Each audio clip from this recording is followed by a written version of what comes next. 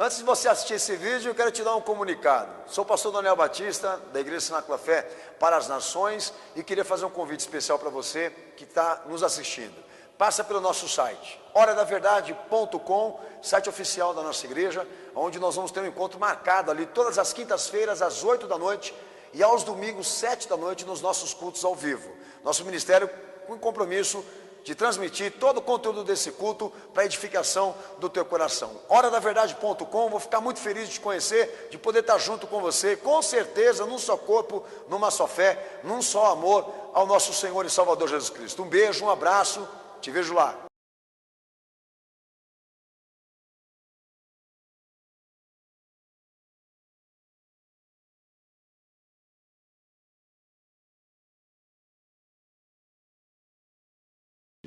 Amém, cenáculo. Amém, Jesus. Quem abriu a Bíblia diz amém. Amém. Gálatas 2, verso 11. Nós vamos ler. E chegando Pedro a Antioquia, resistia ali na cara, porque era repreensível. Porque antes que alguns tivessem chegado da parte de Tiago, e ele comia com gentios. Mas depois que chegaram, foi se retirando e se apartou deles, temendo os que eram da circuncisão. E os outros judeus também, dissimulavam com ele, me perdoem. De maneira que até Barnabé se deixou levar pela sua dissimulação. Mas quando vi, Paulo falando agora, que não andavam corretamente conforme o Evangelho, a verdade do Evangelho, disse a Pedro, na presença de todos: se tu, sendo judeu, vive como gentios e não como judeu, por que obrigas os gentios a viverem como judeu? Nós que somos judeus por natureza e não pecadores dentre os gentios, sabemos que o homem não é justificado pelas obras da lei, mas pela fé em Jesus Cristo. Também temos crido em Jesus Cristo para sermos justificados pela fé em Cristo, e não pelas obras da lei, porque pelas obras da lei ninguém será justificado. Amém, Jesus? Quem crê nisso, dá glória a Deus? Quem crê nisso, dá glória a Jesus, cenáculo.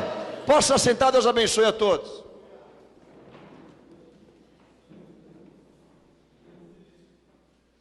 Pastor, eu fui orientado pelo meu Senhor a tratar de um problema visto nessa igreja, a igreja de Galáxia, e está Gálatas na tua Bíblia, porque é o título, o nome, diríamos, do escrito.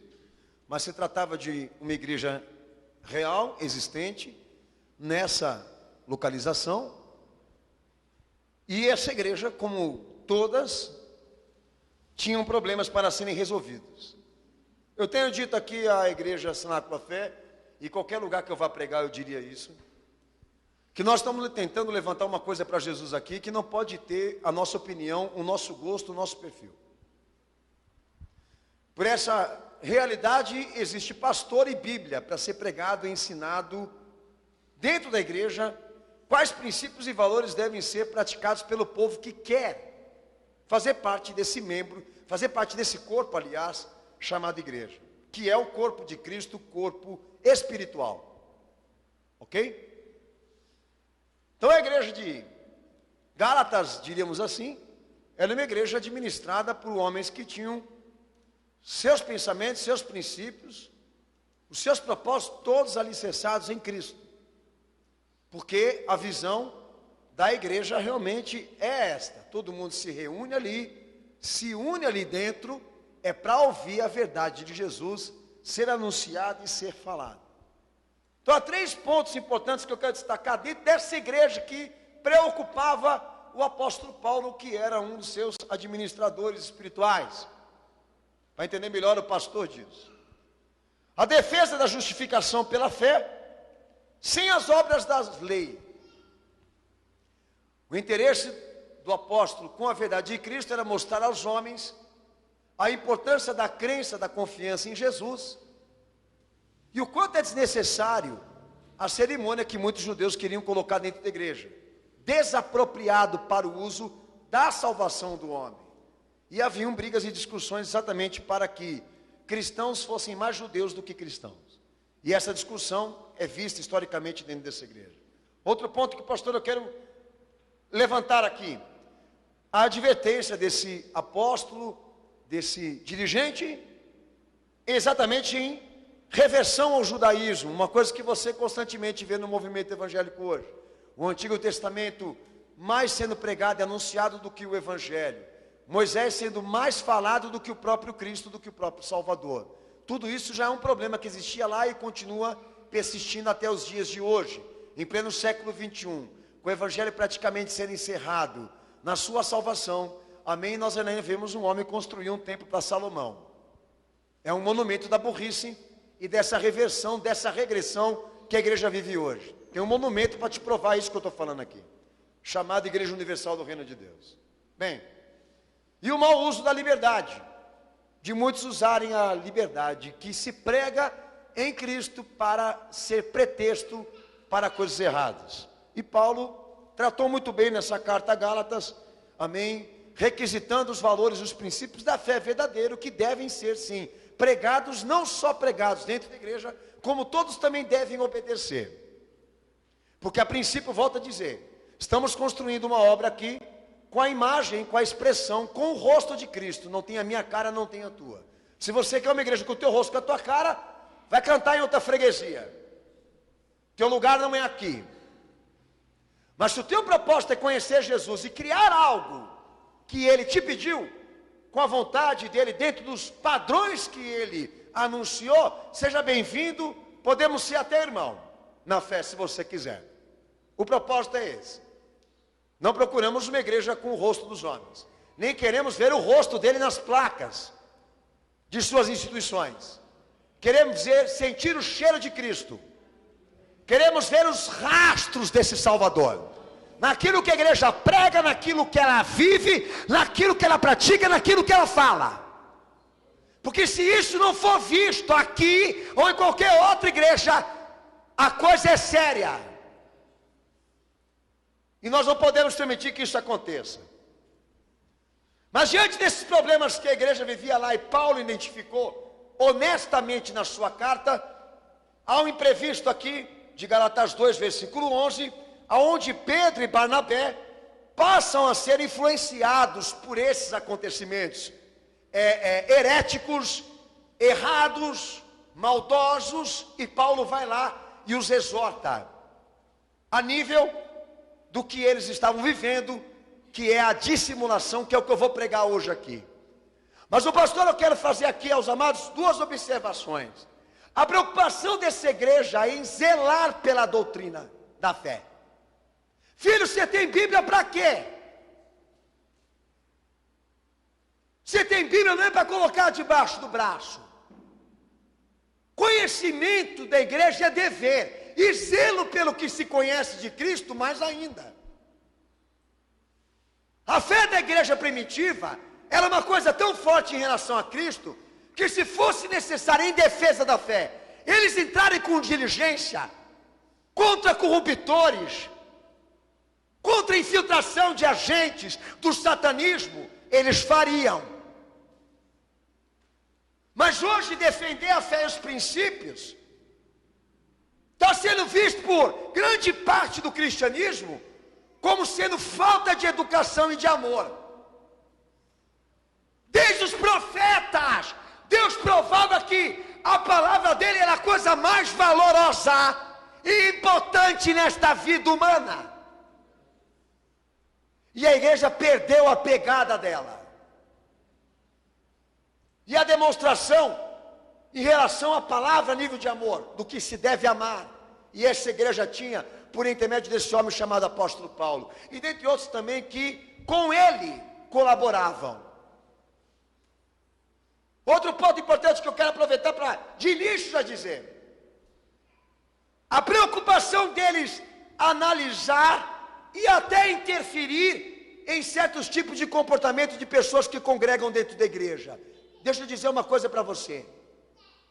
Se o pastor da igreja, a nível de pregação e orientação bíblica, ele não tiver acesso e poderes até para interferir no comportamento da igreja, a melhor coisa é fechar a igreja e mandar todo mundo embora para casa para assistir Silvio Santos e assistir Fantástico.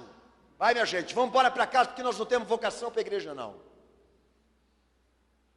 O que este homem demonstra, e toda a Bíblia, é que naquela igreja o povo não interferia em ser doutrinado. Por mais que houve rebeliões e manifestações contrárias a isso, Paulo até cita nomes de pessoas que representaram isso contra a igreja.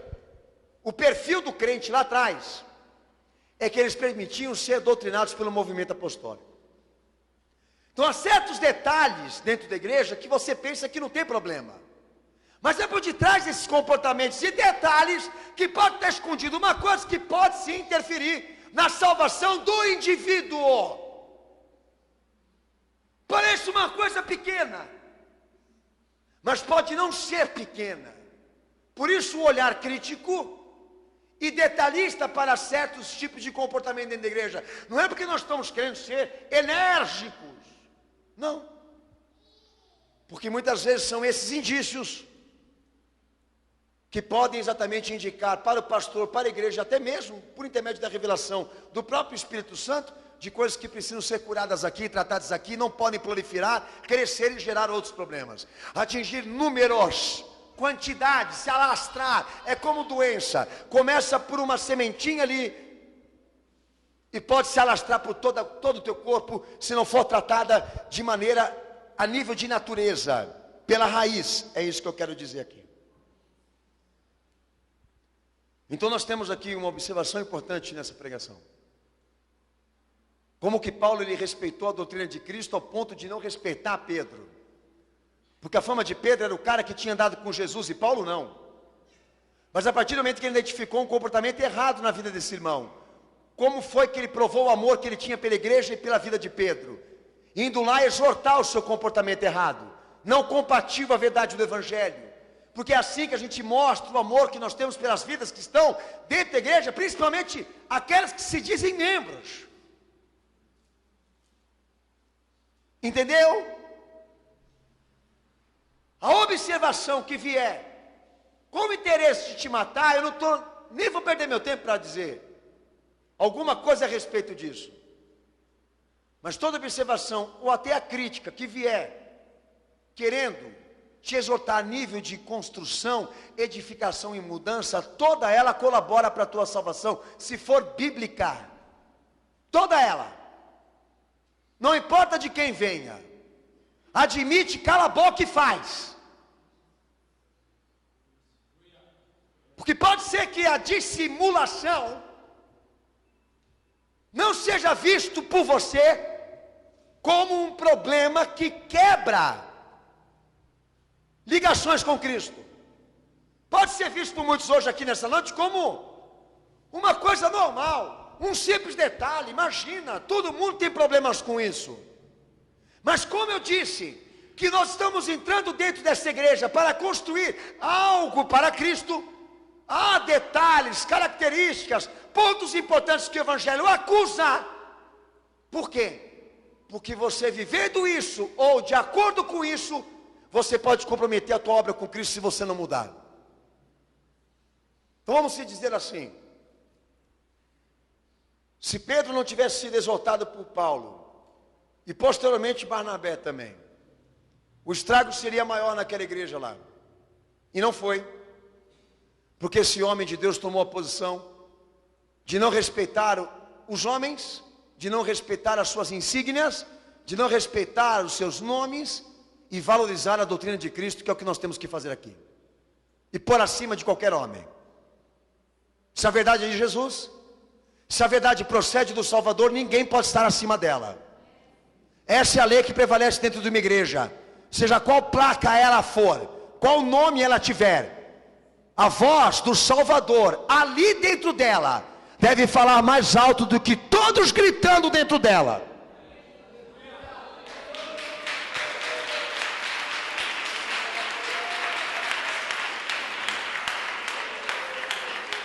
Então, o que eu vou pregar hoje aqui, de certa forma todos nós tivemos problema com isso.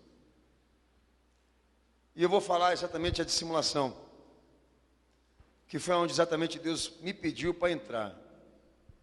E a dissimulação é um fenômeno visto na sociedade. Mas entendendo os versículos bíblicos, e quem teve problema com isso, chega-se na conclusão de que uma pessoa dissimulada ou a dissimulação propriamente dito, ela não pode existir sem simulação. Todo dissimulado ele tem um gabarito, a qualidade de simular alguma coisa, representar alguma coisa. Todos que você fizer o levantamento na história bíblica, eles não ficaram só no mérito de esconder os seus sentimentos, mas também tiveram aptidões de representar outras versões. A dissimulação vista em Pedro e em Barnabé é uma máscara que, de certa forma, encontra refúgio e segurança em uma versão, uma nova versão, que existe para fechar, esconder aquilo que não quer ser visto. É mais do que óbvio que uma pessoa dissimulada tenha uma máscara e que através dessa máscara ela tenha interesses, propósitos de esconder a sua verdadeira identidade.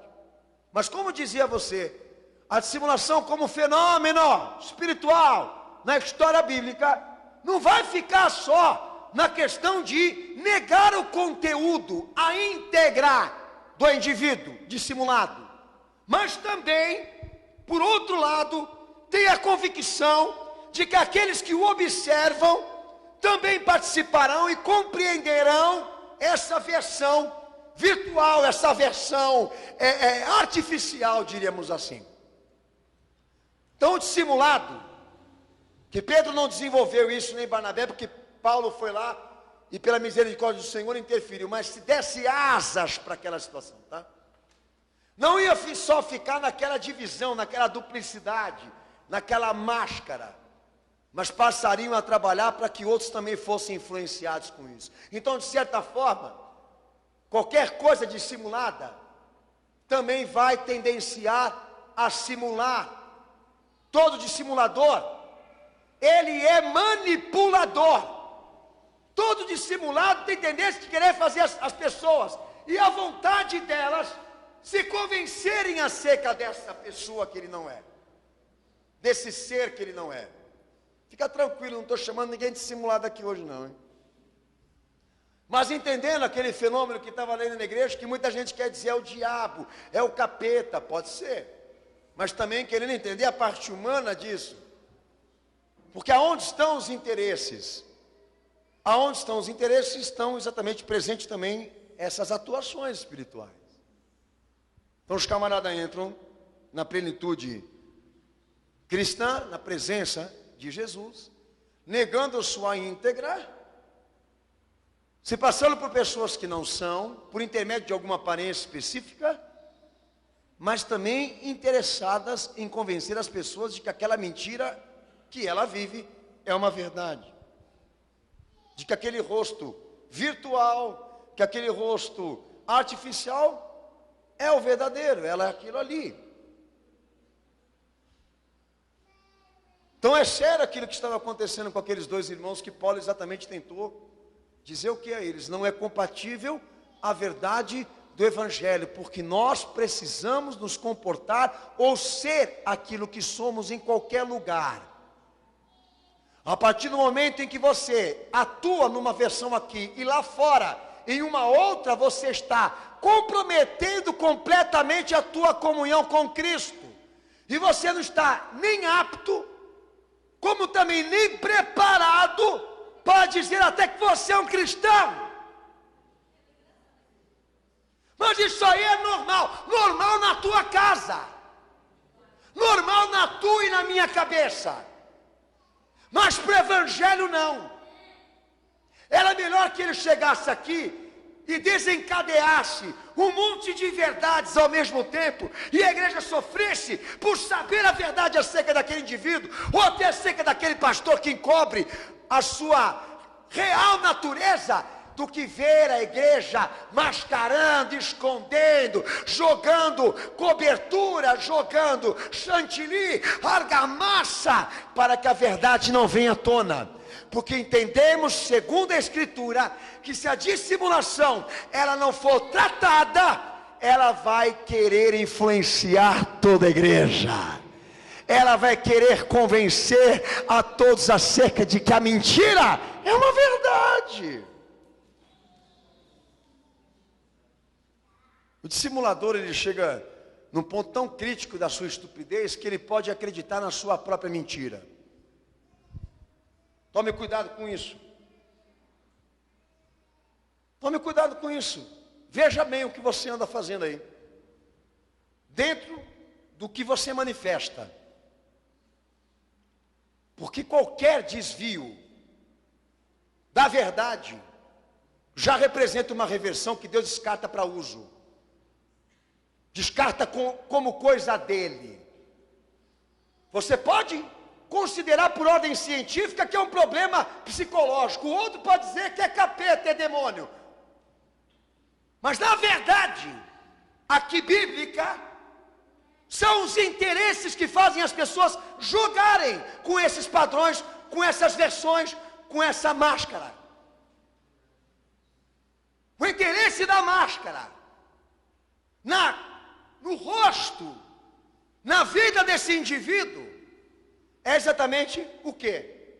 Fazer com que ele alcance privilégios ou então compensações por intermédio dessa mentira. Eu acredito que o dissimulado não é dissimulado se não tem vantagem. Ele simula porque ele tem vantagem. Ele simula e dissimula porque ele tem algo a lucrar com isso. O pastor, a igreja também. É como um artista. Ele pode até fazer um conteúdo erótico para passar a novela Babilônia. Mas vai chegar na casa dele e vai dizer para o filho dele: não assista aquilo lá. E há casos assim. Ele tem coragem de vender aquilo para a família do outro, mas não quer isso dentro da própria casa dele. E o mundo é isso, mas aqui não é o mundo. Não é a paróquia, não é a tua casa, não é o teu quintal. Se queremos construir um corpo para Cristo aqui, do qual será feito de pessoas salvas, nós vamos ter que descer fundo e profundo nas nossas identidades, na nossa real natureza e descobri-las à luz de Cristo.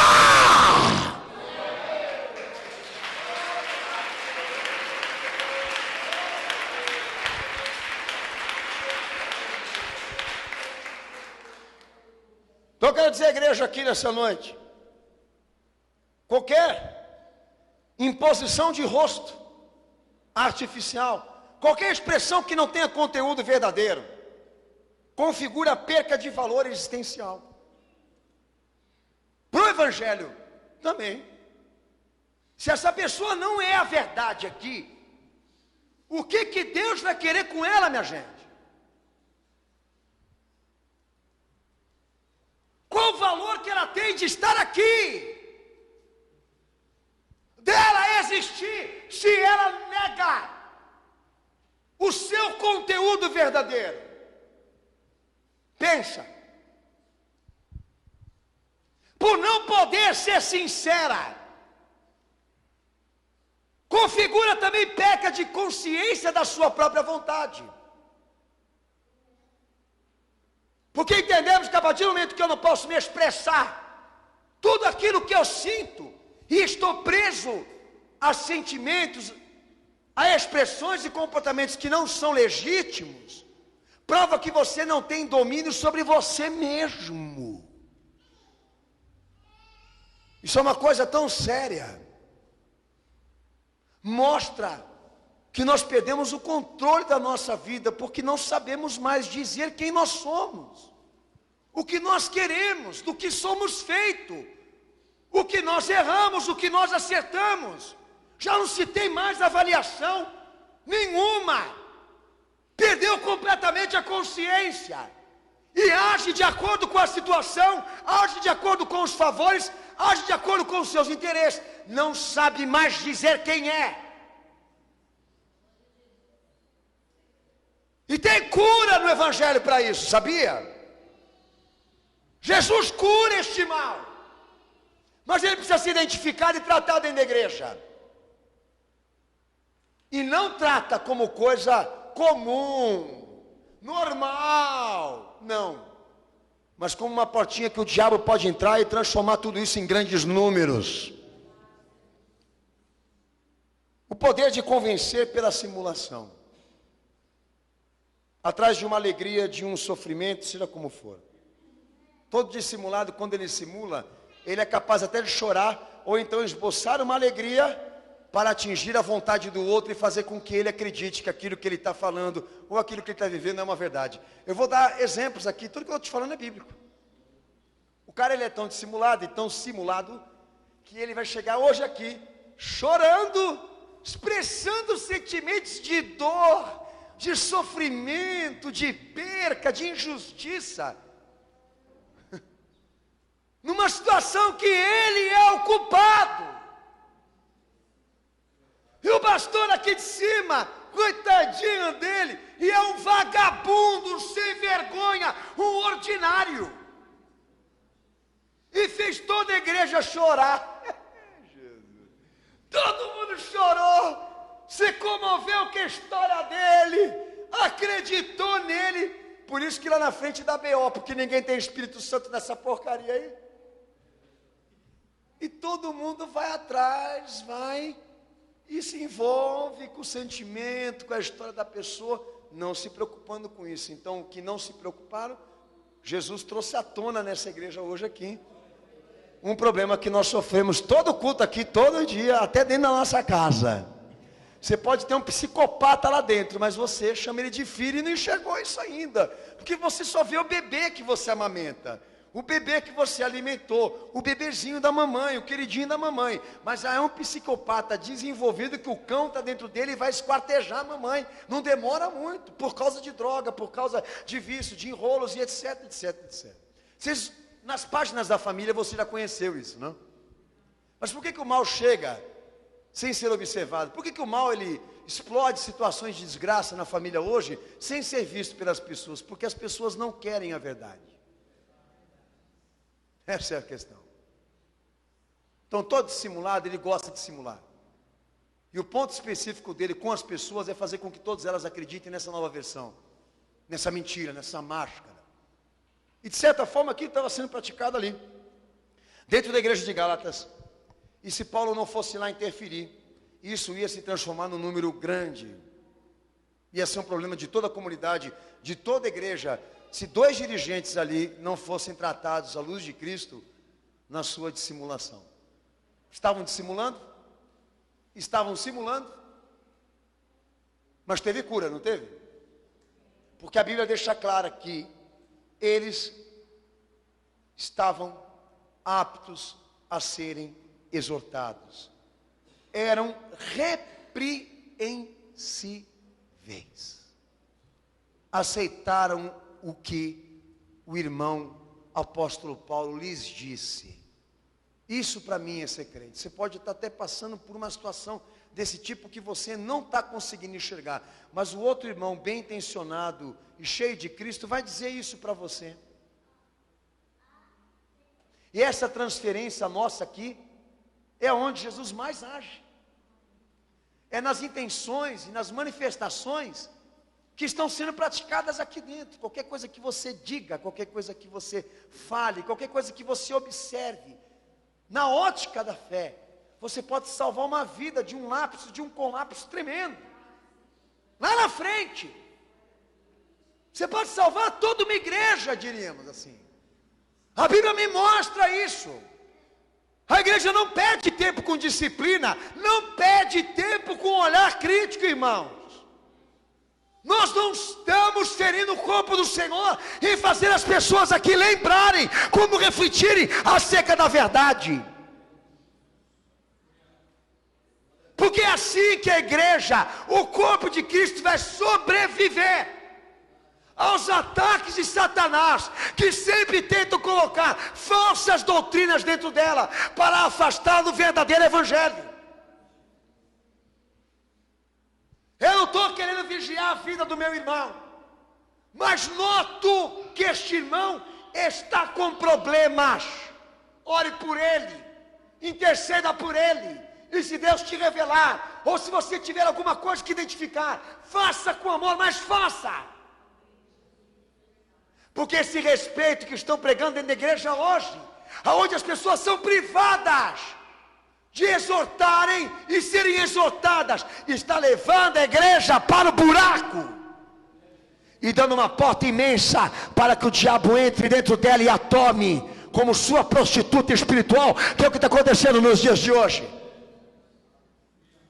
E como eu disse aqui pelo Senhor, o dia que a liderança da igreja não puder ter olhar crítico e interferir em certos tipos de comportamento ali dentro com os seus membros, o dia que ela não tiver mais poder para isso, é melhor fechar a porta e todo mundo para casa. E na verdade é isso que o diabo quer. Que todo mundo desista. Que todo mundo largue. Que todos passam exatamente até essa ideia de que confrontos são desnecessários. De que debates para se chegar a um consenso do que Cristo quer é perca de paz e de amor. Isso tem que acabar. Porque uma igreja não consegue sobreviver, irmãos, deixando com que todos dentro dela façam o que querem. Nenhuma igreja sobrevive aos ataques do diabo se ela não for disciplinada e exortada. Até aquele que está em cima do púlpito. Ninguém está acima da verdade, irmãos. E a verdade de Cristo foi dada para ser usada. E o que mais me deixa furioso é saber que há instituições lá fora que exercem isso em defesa de coisas que não têm valor algum. E aquela que poderia fazer pelo bem de Cristo age de maneira inconsequente. Age de maneira contrária, demonstrando que não tem amor por aquilo que a igreja representa. E vou dizer uma coisa para você, filho: se você saiu da tua casa para vir aqui nessa igreja hoje, para ver Deus aplaudir o que você é e o que você faz, você perdeu o teu tempo e errou de igreja, amigão. Porque nós não vamos jogar óleo na tua testa hoje aqui e nem te dar cartão verde para você continuar sendo isso. Pelo contrário, clamamos e oramos aqui pela espada, e a hora que ela já desceu nesse culto, no instante que ela já desceu, ela desceu para tocar todos.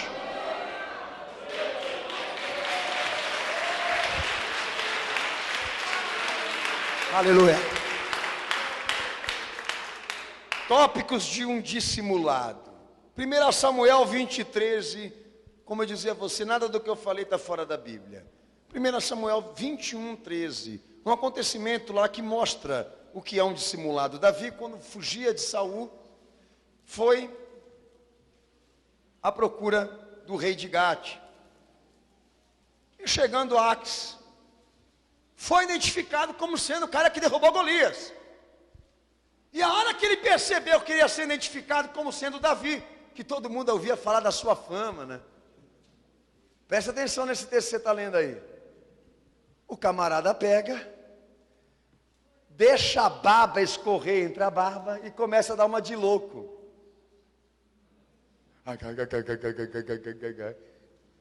Com medo de ser visto e ser morto, ou então de Saul saber que ele estava lá refugiado, né? Eu tenho para mim que os caras são capazes de fazer isso, são artistas. E vamos falar o que é verdade? Todo mundo tem uma aptidão para dar uma de louco, não tem não? As irmãs que podem não ter barba, mas baba tem. Na medida do possível, na atual conjuntura, né? Na circunstância indevida, se precisar babar, vai babar. E se fingir de morto também. Ei, pastor, mas ele errou? Não, ele não errou. Mas o medo dele, o pavor dele de ser identificado, fez ele representar uma coisa aí que muita gente representa na igreja toda hora. Dá de migué, finge que não está entendendo, não está compreendendo. É que nem no final do culto as pessoas que são reveladas. Quero conversar com o pastor, das 10 que me procuram, uma não entendeu, o restante quer que eu repita de novo. E eu tenho que aguentar essa versão, porque é o meu serviço. com Cristo, atender essas pessoas. Mas eu sei que elas estão me testando, você entendeu? Então, deixando a barba escorrer pela boca, molhar a barba e dar uma de louco, para o pastor dizer assim: ah, coitadinho, não está entendendo. Vem cá, o indivíduo mal intencionado. Você não sabe o que é prostituição? Você não sabe o que é traição? Segundo o casamento. Estou vendo uma aliança quebrada. Ah, não entendi. Ah, não entendeu, é. Mas se tocar outra coisa aqui com outro nome, você vai entender rapidinho. Se eu falar dinheiro, você pula daí do banco aí, ó. No pulo do Pentecoste. Lucas 20:20. Outro tópico de duplicidade que a Bíblia nos fala. A igreja pode abrir Lucas 20:20, que são emissários subornados pelos escribas e sacerdotes, para que fingissem perante Cristo serem pessoas interessadas em aprender a sua palavra. Aí na questão do tributo, eles apareceram lá com anjo, com rostinho angelical, dizendo: Senhor, né, nós precisamos pagar o tributo, e era tudo a gente pago por eles e subornado para eles, por homens que queriam matar a Cristo, para representarem pessoas interessadas em ouvir a pregação. Podem estar até hoje aqui, querem ferrar a igreja, querem matar ela, querem matar cada crente, mas estão aqui hoje com o rostinho demonstrando interesse pela palavra. A Bíblia mostra que eles estavam lá por onde Jesus passava.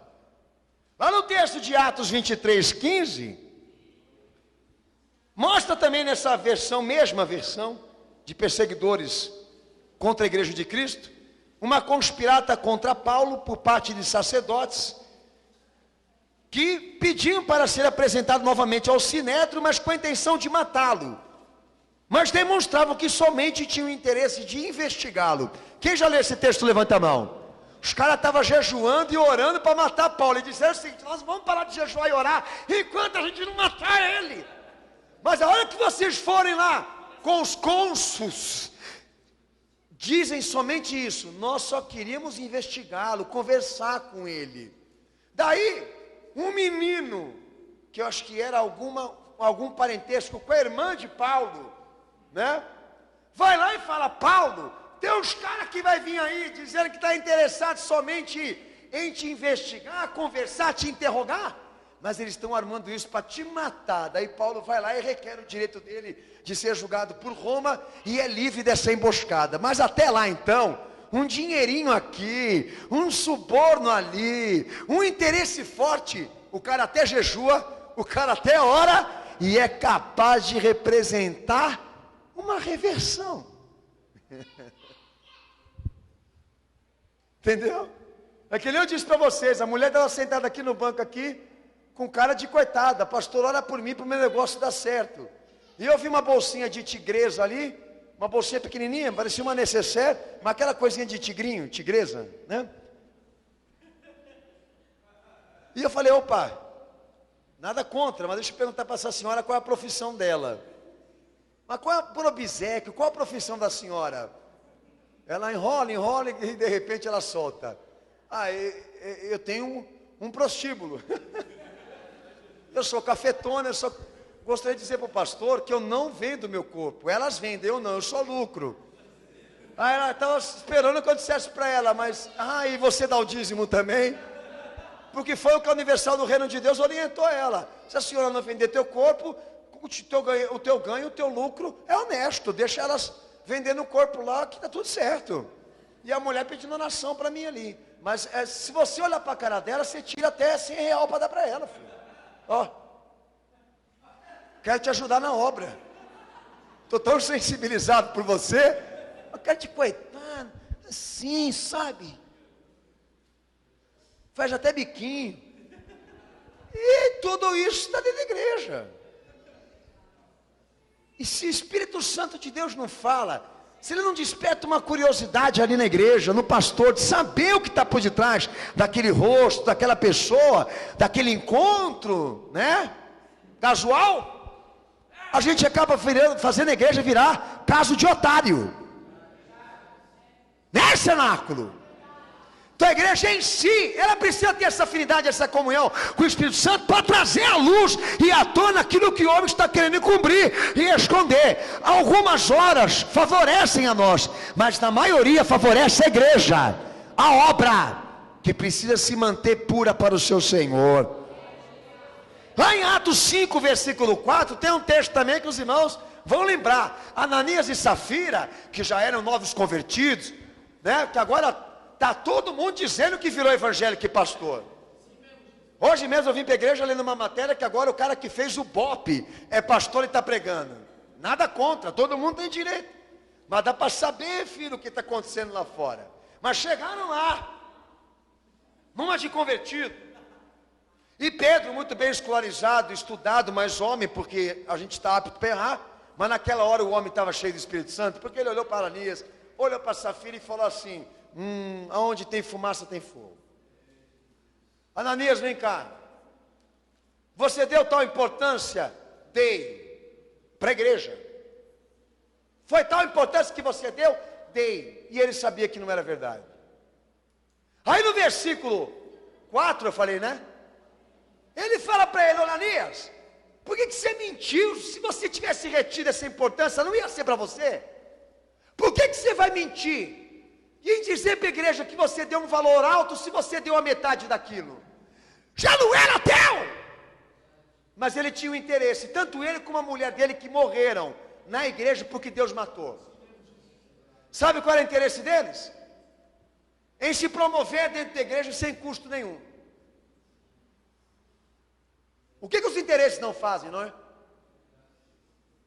E querendo convencer Pedro de que a versão deles era a versão honesta, sincera, verdadeira, mas era mentirosa. Mas o homem, porque está cheio do Espírito Santo, além de identificar que eles eram dois sem vergonha, ainda orou e eles morreram. Então está aí aqueles que vão te sepultar. Vocês não querem mentir na igreja? Então morra. Porque aquilo que o pastor eu falei para vocês, perdeu a consciência, já não é mais o verdadeiro. Qual utilidade tem para Jesus aqui? Que utilidade nós vamos ter para Cristo, se nós somos uma cambada de mentirosos aqui? Nenhuma. Nada. A melhor coisa é Jesus varrer para fora mesmo, porque eles não querem se converter. Daí Mateus 26, 25 tem um outro caso que eu quero colocar para a igreja aqui, para ver se você identifica aí na tua vida, tá? Porque até agora aqui eu falei de um pouquinho. Para você olhar e falar: será? Daí está lá Judas, com a maior cara esfarrapada, Judas de Quirote, Iscariote, lá na mesa, dando uma de discípulo, dando uma de crente, dando uma de ungido, dando uma de honesto, de amor verdadeiro, de crente fiel. Daí o Senhor vai para preparar uma celebração para a sua morte, e junto os 12 que ele tinha, que sobrou, passa a ministrar a celebração da Santa Ceia, a primeira delas, simbolizando a sua morte vicária, o seu sofrimento pelo pecador, que seria instituído posteriormente à igreja. Bom, ele pega, os discípulos preparam, está lá o pãozinho, está lá o cálice. Daí o Senhor olha para os discípulos e diz: alguém aqui vai me trair. Daí todo mundo começa a cutucar e a perguntar: quem é? Sou eu? É você? Quem será? E o Senhor dá um silêncio para eles ficarem lá razoando, falando, e todo mundo incomodado. De repente o Senhor pega um pedacinho daquele pão que eles partiram, bota no prato e diz: aquele que molhar comigo agora é que vai me trair. E lá vai Judas com a mãozona, eu acredito que era um pedaço de pão bem grande, e pá, para molhar naquela coisa e comer. E de repente ele para e pensa: ih, fui eu que molhei o pão com ele. Daí o dissimulado olha para o Salvador e diz: por acaso sou eu?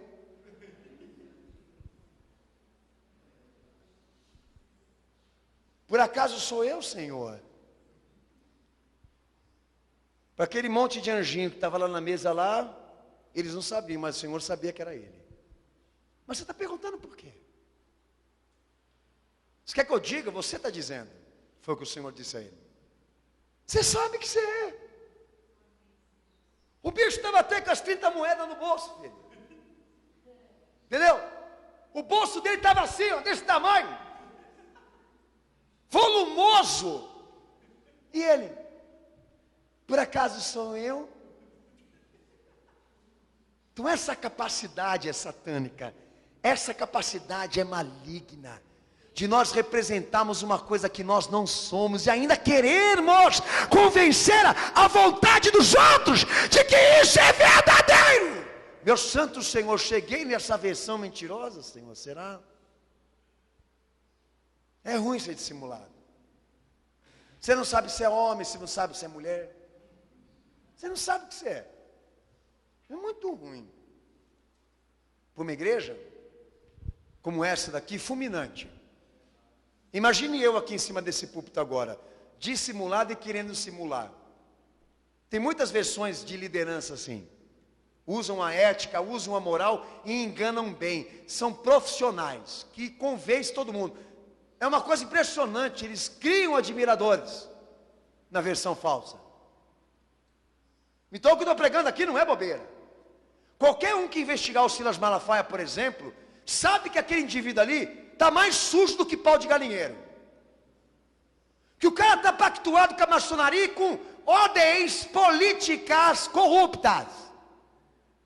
Que o que ele prega não é evangelho, mas ele continua se mantendo no meio evangélico com moral e ética. Para mim é insuficiente, mas para muitos já basta. Defende a família, defende o macho, e duvido se é macho. E para todo mundo está ótimo, está maravilhoso. Não interessa o que ele é, o que ele faz, o que interessa é que ele defenda os propósitos da liberdade cristã. Então o povo vai alimentando, e vai carregando essas coisas aí, e vai comprando DVD, e vai dando CD, e vai dando dinheiro, e a igreja deles vão crescendo, e lá na frente nós estamos correndo o risco deles liderarem um governo para todas as igrejas. Um conselho de magistrados para mandar qualquer pastor, inclusive eu.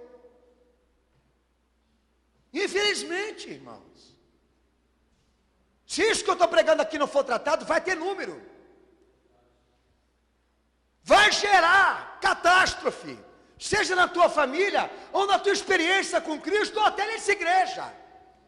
Porque você sorri, cumprimenta teu irmão, você não ama ele. Dá glória a Deus. Está aqui, mas não concordo com o que se prega aqui. E eu já comecei a pensar que você é doente. Para você estar lá no jogo do Palmeiras e do Santos, não aqui. Entendeu? Mas ele está aqui.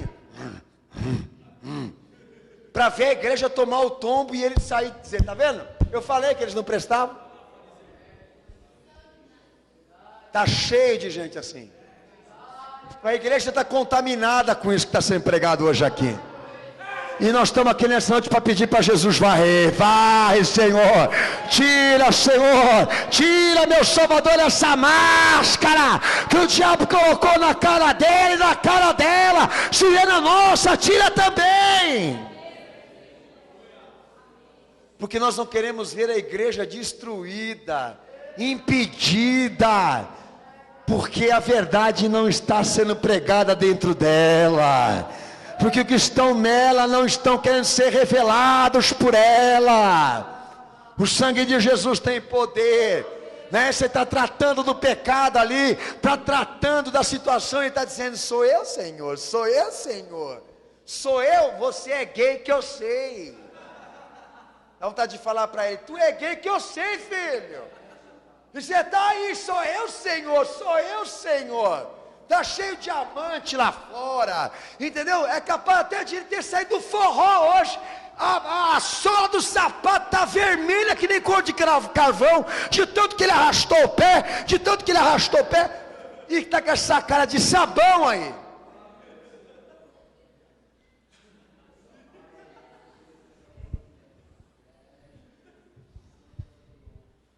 Sabe, irmãos, eu não estou pregando hoje aqui nessa noite para afrontar ninguém aqui, mas para mostrar a essa igreja, a pedido do meu Senhor, o que nós estamos lutando aqui. Com o que estamos lutando? Nosso inimigo é invisível. ele é espiritual, não são as pessoas que estão aqui. Mas nós entendemos que, se nós não lutarmos contra o diabo, as pessoas que estão aqui, elas vão comprometer todo o trabalho que está sendo realizado nessa igreja. Então Deus tem que cortar na carne, muitas vezes, para poder salvar o resto. E só poderemos ver isso acontecer se os que estão ainda sinceros aqui lutem para não serem influenciados. Porque eu não tenho um ministério como pastor baseado em rosto, em expressões. Não julgo as pessoas pelo que elas comem, nem pelo que elas vestem, nem pelo que elas aparentam ser. Meu procedimento como pastor é analisar o conteúdo dessa pessoa a nível de pensamento, a nível de sentimento, a nível de procedimento de vida. E não me prendo, me perdoem, sobre esses detalhes que muitas vezes gera discussão dentro da igreja, gera debates, se o crente pode, se o crente não pode. E é uma perca de tempo para mim ficar discutindo comida, bebida e vestimenta, ao mesmo tempo que as pessoas estão pervertidas e malignas por dentro. Como verdadeiros sepulcros caiados, como disse o meu Senhor aos fariseus, aparentemente belas por fora, mas dentro é pura morte. Nós não vivemos de aparência, vivemos de fé. Então, se vivemos de fé, então vamos orar ao Senhor para que nessa noite, aquilo que importa ser revelado, seja revelado. E aqueles que estão aqui nessa noite, caem da mentira, sejam descobertos para serem salvos ainda, para serem alcançados por Cristo ainda, porque chega de mentiroso na igreja e na casa do Senhor, chega de molhar o pão no prato que o Senhor molha, e ainda se perguntar, sou eu quem estou traindo? E você sabe que é você.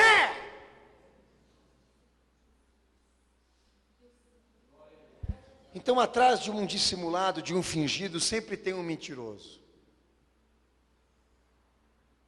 Porque ele não fica só na questão de esconder seus sentimentos, mas de querer convencer a todos e a vontade de todos que aquela versão ali é a versão verdadeira. Então não tem como você ser um dissimulado sem mentir. Por isso que Pedro e Barnabé estavam na risca vermelha. Se passasse mais um pouquinho daquilo ali, a igreja ia perder aqueles dois irmãos. Como perdeu muitos, por causa disso que eu estou pregando aqui. E os textos estão aí para você analisar e refletir. Todos nós temos aptidão para ser fingido. Então trate disso. Cuide disso.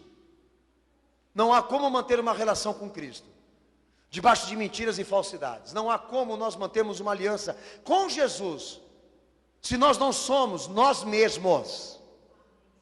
Não há como. Estabelecemos um culto aqui nesta noite, ignorando o conteúdo e a íntegra daquilo que nós somos. Você pode fazer isso com você, mas Deus não vai querer fazer isso com você. Eu não me lembro bem o nome do profeta lá, no Antigo Testamento, que estava ceguinho, o profeta lá, e a mulher do rei, que já estava na espada de Deus, sendo consumido pela ira dele, a filha adoeceu, e o rei deu a ideia para ela de ir buscar a bênção do profeta disfarçada, de copeira, de mulher trapilha. E ela teve todo aquele toque especial de maquiagem, de peruca, de roupa especial, né? E aproveitar do profeta velhinho, achando que ele não ia saber quem era ela. Eu esqueci o nome do profeta, também não importa. No caminho, na trajetória da safada, o Espírito Santo já fala para o profeta, ó, tá vendo uma aí? Que ela está disfarçada, mas atrás daquele rostinho, daquela máscara, a mulher do rei. Pode levantar a mão e amaldiçoar ela, e amaldiçoar a filha dela, porque eles não querem se converter, não querem arrancar a bênção de você. Eu vejo que é mais ou menos a técnica do povo em relação à igreja. Ele já vem de casa para cá, ensaiando o disfarce deles. A paz do Senhor, pastor. A paz do Senhor, meu irmão. A paz do Senhor, minha irmã. Né? Já vem ensaiando aquele jeitinho especial de sentar na cadeira, né? De cruzar as pernas por reverência. já vem ensaiando as lágrimas, para mostrar que é quebrantado. Tem gente que vem ensaiando até a língua estranha. Deixa eu revisar. Xagalá o quê? Baclaia, suclaia. É isso? Eu acho que é isso. Então vou ensaiar. Quando eu chegar no meio deles, suquicatatatá. Aleluia! Porque assim, se o cara do lado for um empresário, vai dizer para mim: Deus me revelou que você precisa de emprego e eu quero te dar esse emprego. Então tem de tudo, tem tudo quanto é louco entrando dentro da igreja. Tudo quanto é maluco, irmão. Entendeu? Gente para estrupar criança, para violentar criança, tem na igreja. Não teve o caso do adventista aí? Enquanto o povo está cultuando, o cara pegou a criança, levou para o banheiro e estrupou durante o culto. Quantos casos que a gente não tem assim? E os caras estão tudo ali, né? Você olha, é um indivíduo sem demonstrar nenhuma situação perigosa, né? Ele é invisível de tão artístico que ele é. É um criminoso identificado. Tem que ter muito Espírito Santo dentro da igreja. Chego nessa conclusão que aqui tem que ter muita revelação de Deus para lidar com essa síndrome, com esse perfil, com essa natureza aqui. Porque se depender de alguns deles, a verdade nunca vem à tona. A verdade do que eles são nunca vai vir à tona. Eles vão tentar levar essa mentira até a última instância, até o final. Pastor, eu te amo, eu amo essa igreja, eu creio nessa palavra, e eu sei que ele está mentindo. Eu só não falo para ele para não chatear ele. Só espero ele dizer para mim assim: pastor, eu quero ser mesmo, para arrebentar ele, né? No bom sentido, óbvio. Fazer ele ficar comigo 1 ano, para ele pegar ojeriza, para ele pegar tudo que você pode imaginar. Não aguentar o pastor ficar 1 ano sem vir aqui, de tanto que eu azucrinei ele com a verdade de Cristo, né? Mas eles são assim. E para serem salvos precisam ser curados, precisam ser tratados. Tira o sorriso que está na tua boca se você quiser odiar. Tira o sorriso da tua boca se você quer chorar. Seja você, seja o que você é. Mas pastor, o que eu sou é muito feio, não importa. É o caminho para Deus poder te salvar, para Jesus poder fazer alguma coisa na tua vida.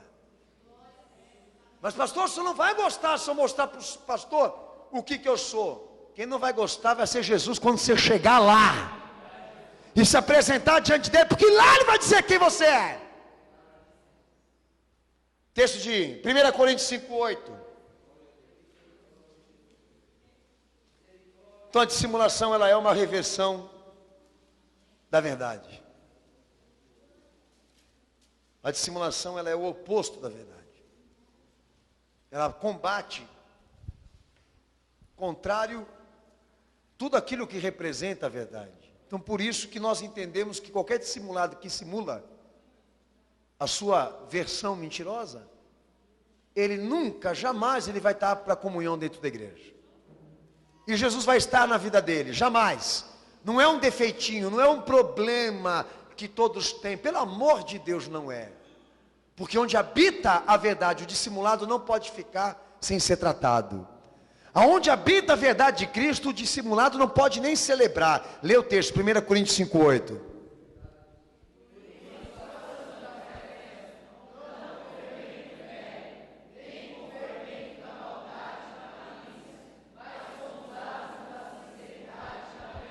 Aleluia. Celebremos a Cristo com asmos da sinceridade e da verdade, pois se a massa se comprometeu, se a massa está comprometida com a mentira, com a falsidade, não há motivos para ela celebrar Cristo. Entenda, não há motivos para se ter uma oração, um cântico, um louvor, a não ser uma pregação para chegar logo no objetivo central e dizer: está cheio de fingido aqui hoje, hein?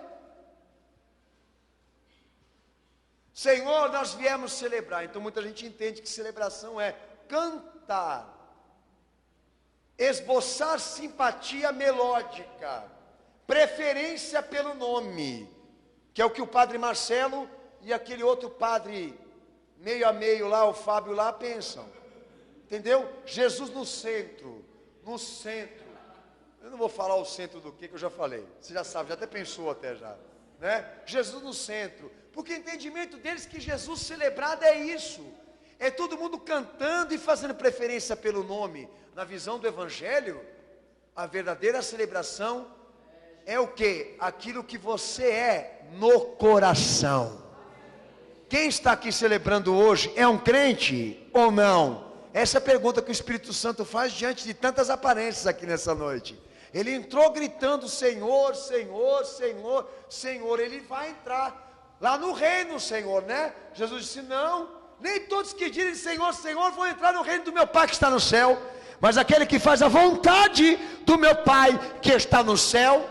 Muitos vão chegar dizendo que fizeram uma obra, mas o Senhor dirá: apartai-vos de mim, malditos, por fogo eterno, porque eu vos conheço. Você pode não conhecê-lo, mas Deus conhece. E quando ele chegar lá, o que ele vai ouvir é diferente do que o pastor da igreja falou para ele. Vim louvar o teu nome, Jesus. A minha preferência religiosa é o Senhor, então enfia no saco e volta a adorar Maria. Porque Jesus não quer preferência de nome, nem religiosa, nem preferência religiosa. Ele quer o teu coração crente, em obediência a Ele, porque esse é o verdadeiro culto racional, segundo a ordem do Evangelho. Aonde não há verdade, não pode se haver celebração a Cristo. Paulo já dizia, Efésios 5:9, diz que a verdade na vida do crente, na vida da igreja, é um dos frutos da luz. A verdade ali presente quer dizer que todos estão na luz com Cristo.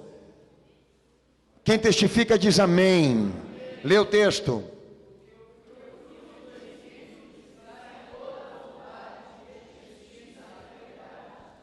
O Espírito Santo de Deus está sobre mim, está sobre você. Recebe, recebe, recebe. Recebeu? Estrebucha aí.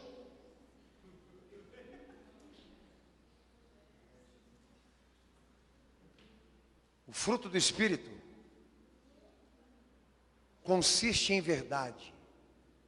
E aonde não há verdade de Cristo, o Espírito Santo de Deus também não está. Então avisa, pelo amor de Deus, aqueles que estão indo em busca de transferência de unção, para que eles entendam a verdadeira doutrina. Pouco me importa se o cara tem uma unção elétrica de 220 volts. Ele pode orar por mim, eu posso receber um choque de cima até embaixo. Nossa, que oração poderosa. Mas o Espírito Santo, para morar, habitar, coabitar no nosso ser, ele precisa de propriedades do Evangelho sendo praticadas por você. E a verdade é uma delas. Essa é a unção que nós estamos buscando aqui. Não é aquela que vem por imposição de mãos, mas pela prática da fé. Aonde não há verdade, Paulo também diz, lá em Efésios 6,14, também não há santificação. Aonde não há verdade, pode ter até jejum, oração, subida de monte, escalada de monte. Ele já foi orar até lá nos montes do Himalaia, já subiu até o pico lá, para orar e buscar ao Senhor, né? Na neve, agora foi na neve com um saco de oração, subiu que nem o Papai Noel, com o cara filmando por detrás, né? E dizendo o seguinte: olha, o apóstolo está subindo um monte, e os otários atrás. Mas a palavra de Deus deixa claro, se a verdade não estiver no teu revestimento espiritual, no teu caráter, no teu coração, naquilo que você representa, não há santificação para você. Por mais que você jejue, por mais que você ore, por mais que você leia a palavra, se você é mentiroso, não tem santificação para você. Se você esconde os teus sentimentos, inclusive, os teus desejos, para manifestar uma outra pessoa que você não é, não há santificação para você. Santificação tem para quem expõe, para quem confessa, para quem busca libertação e purificação disso tudo que Deus está tratando nessa igreja hoje aqui. Como todo mundo percebeu, o fato de você estar sentado aqui na mesa, aonde Jesus parte o pão e celebra o cálice, não quer dizer nada. Porque você pode estar representando tudo isso agora aqui de maneira falsa e traidora. E vai ser revelado. Segundo a Colossenses 1:5, diz que a verdade é a palavra do Evangelho. É um dos atributos do Evangelho. É o fato da verdade de Cristo revelar tudo aquilo que nós somos, tudo aquilo do que somos feitos, até as partes mais íntimas. Tem como uma pessoa conseguir entregar a vida dela para Jesus, negando quem ela é? Biblicamente, até aqui nesse texto, você percebeu que não tem propósito nenhum com ela não. Despede ela para casa aí, porque ela decidiu que ela vai morrer com esse segredo, que ela vai morrer com essa versão, que ela vai manter essa máscara até o fim da vida dela. Dizem eles o seguinte: olha, eu conto tudo, mas isso não. Eu conto tudo, mas isso nunca eu vou falar. Daí sobe lá para o céu essa coisa, e Jesus fala assim: ah, você pensa que eu sou trouxa?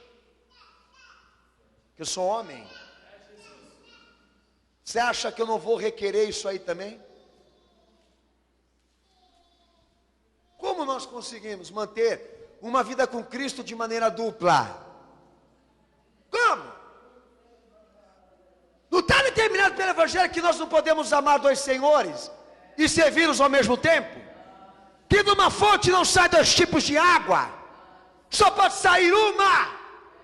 Como ter uma vida dupla? Servir a Cristo segundo o Evangelho jamais. Então, se é na tua fé, vai abrir a sua boca e tirando o verniz da sua face. Porque se o teu pastor não sabe quem você é, Jesus sabe.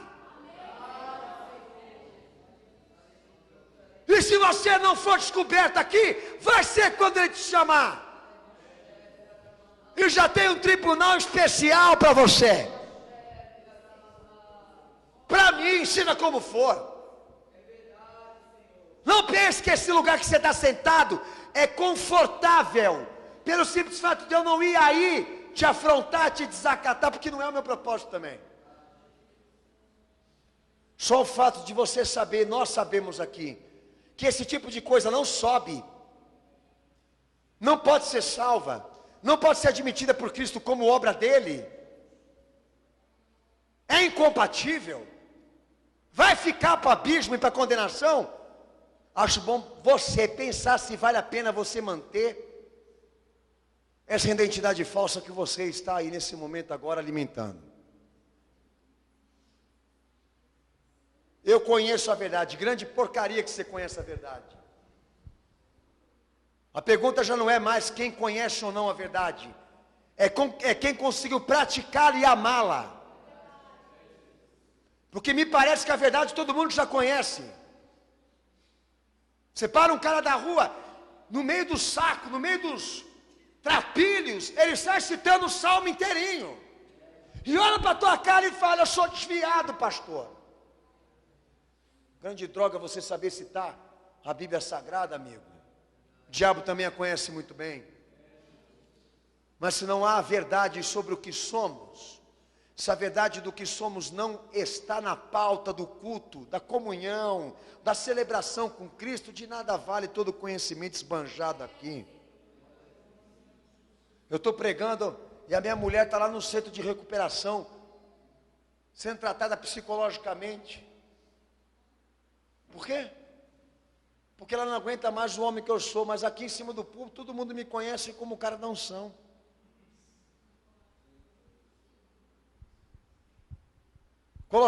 Aliás, 2 Pedro 1,12. A verdade da qual devemos estar confirmados, diz Pedro. Lê o texto para o pastor.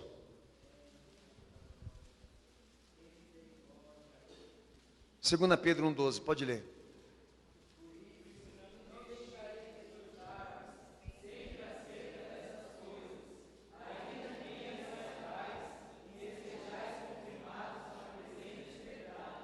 Amém?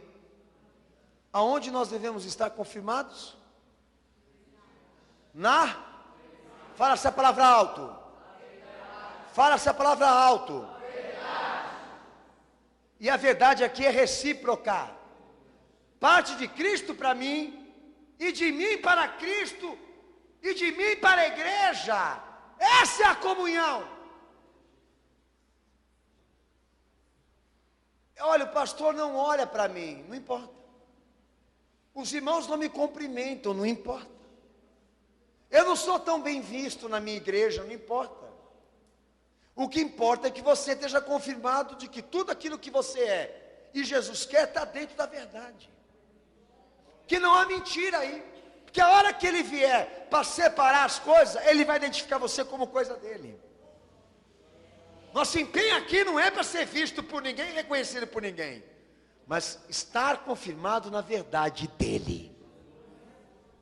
Mas chegar para você e dizer, você viu o que aconteceu, e você dizer, eu não sabia, mas teu nome está lá, eu não sabia. Mas você é o administrador, eu não sabia. Onde você estava? Eu não estava lá. Mas você é o presidente da república. Mas eu só tenho 9 dedos. E quem fez tem 10. Estou em desvantagem. E ainda tem gente ainda que acredita que ele assinou o documento sem olhar. Né? Que um presidente da república, na condição em que está, assinar um documento sem olhar, está de brincadeira comigo. Pastor, mas isso acontece nas melhores famílias. Isso, então continua compreendendo aí a vida, o mundo, os homens, com essa ingenuidade. Vai? Nós queremos a verdade. E a verdade é Cristo. E quem está debaixo dela não pode mentir. Efésios 4, 25. Lê bem alto. Efésios 4, 5. Lê bem alto, tá, Senado? 4, 5, vai. Me perdoem. Efésios 4, 25. Perdoe, pastor. Pode ler alto.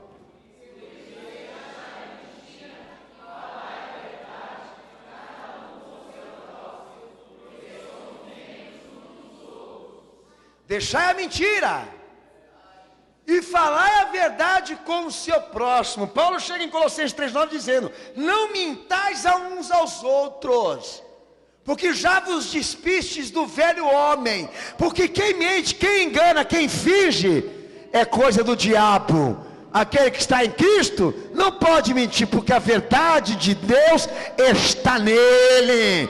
E o Deus que ele professa, o Deus que está na sua vida, cujo ele está em comunhão, não deixe ele mentir, não deixe ele enganar. Irmão, estou louco para te encher de porrada. Pronto, falou a verdade. O senhor ora por mim, irmão? Melhor assim, do que chegar lá e abraçar. Falou, irmão, estou muito chateado com você, sinceramente desejei que você morresse esse dia. Me perdoa, vamos orar por mim? Do que chegar a falar, irmão, meu irmão, que saudade de você, essas coisas que a gente percebe dentro da igreja, e que está na presença e na experiência de muitas igrejas, e que muita gente fica achando que aquilo não é problema, que aquilo não dificulta, que aquilo não impede, que não intervém no processo de Cristo com aquela obra, você que pensa que não. Eu sei que o meu Senhor aqui nessa noite está querendo chegar aqui em pontos, nesse ministério e na vida das pessoas, que explicam até o porquê elas estão desamparadas, abandonadas, largadas e dentro de um deserto infinito.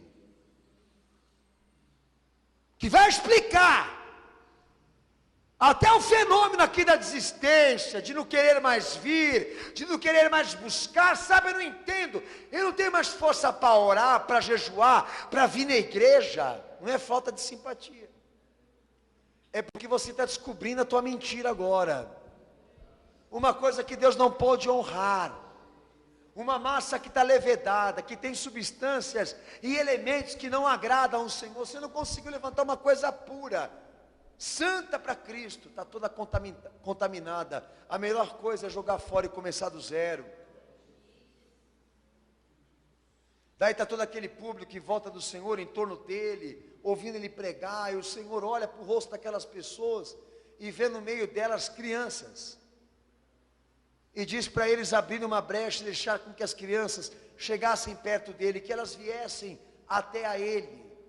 E começa a pregar que as crianças tinham um lugar especial dentro da igreja, pois elas eram a expressão, o símbolo da santidade e da pureza que Jesus queria de toda a sua igreja. Sejais como elas, porque quem não for uma criança não vai herdar o reino do céu. Eu acho que quem estava lá naquela hora pensou assim: mas caramba, eu fiz tudo por ele, entendeu? Andei com ele quilômetros, servi ele, andei com ele, comi com ele, chorei com ele, agora ele pega e me troca por uma criança.